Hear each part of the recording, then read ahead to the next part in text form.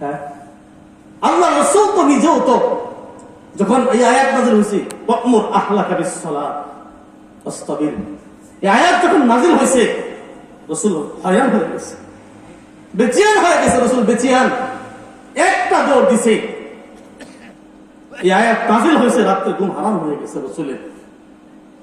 ওয়া'মুর আহলাকা বিস-সালাত, তুই তোমার আহলকে, আত্মীয় স্বজনকে, নিজের পরিবারকে নামাজের আদেশ করো, নিজেও নামাজ পড়ো।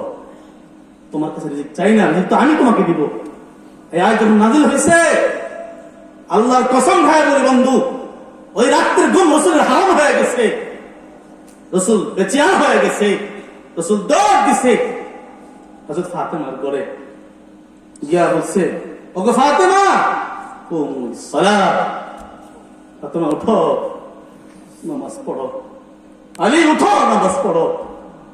আজকে আমরা নিজেও নামাজ পড়ি না, বিবিকেও নামাজের কথা বলি না, নিজের সন্তানগুলোকে নামাজের কথা বলি না।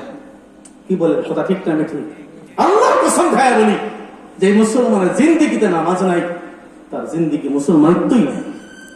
খোদার কসম, আপনি বিশ্বাস করবেন কিনা জানি না, আমরা হাদিসে পড়ছি বন্ধু।